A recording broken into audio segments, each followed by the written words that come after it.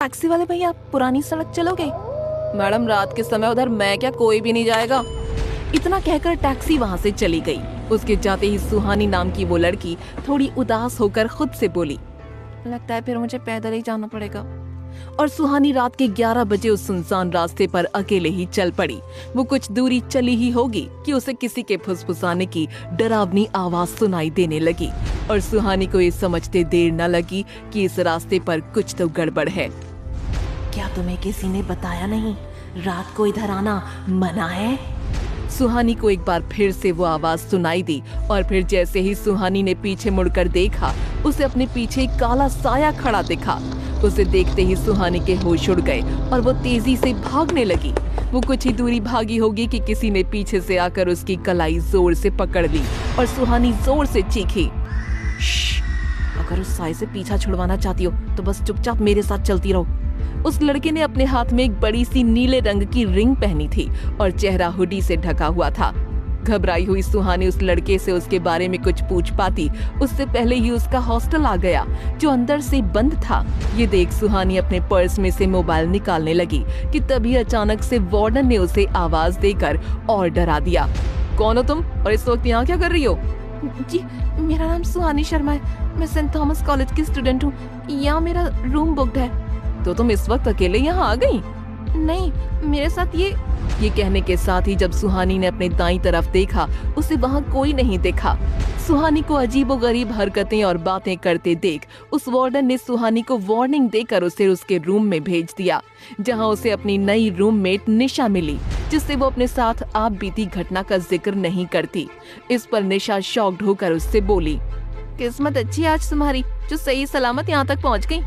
ये कहकर निशा उसे पुरानी रोड के किस्सों के बारे में बाकी बातें बताने लगी, जिन्हें सुनते ही सुहानी की हवा टाइट हो गई और वो मनी मनोसंजान लड़के का शुक्रिया अदा करने लगी। अगले दिन सुहानी निशा के साथ अपनी क्लास में बैठी हुई थी।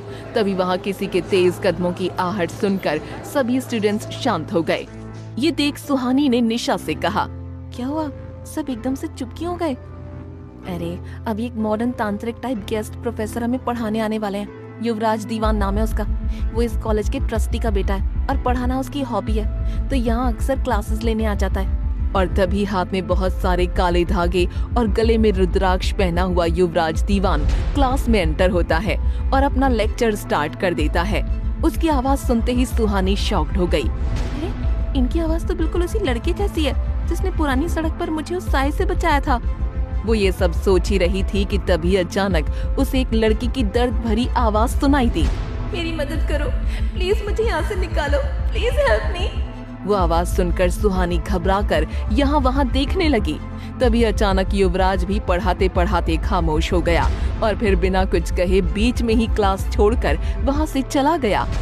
सुहानी कुछ समझ पाती उससे पहले ही निशा बोली, यहाँ कर ऐसी अजीब अजीब हरकतें करता है।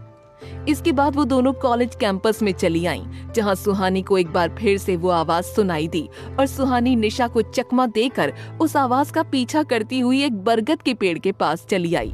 वो उस पेड़ के और करीब जा पाती उससे पहले ही नीले रंग की अंगूठी पहने एक लड़के ने उसका हाथ पकड़ लिया। कौन हो तुम? क्या तुम्हें पता नहीं यहाँ स्टूडेंट्स का आना मना है?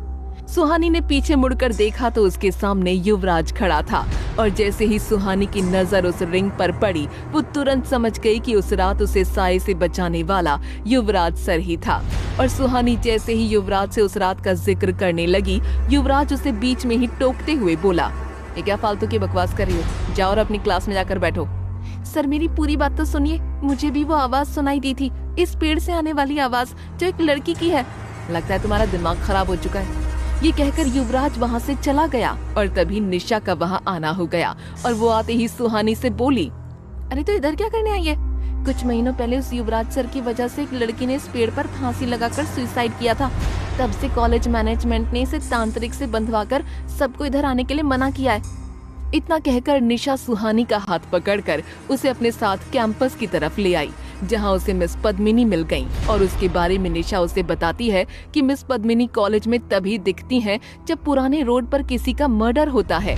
अब उसी रात सुहानी को नींद में एक बार फिर उस लड़की की आवाज सुनाई दी और सुहानी उस आवाज का पीछा करती हुई हॉस्टल के बाहर जाने लगी। तभी वार्डन ने उसका हाथ पकड़ लिया और चिल्लाते हुए बोली, तुम लड़कियों को समझ में नहीं आता क्या?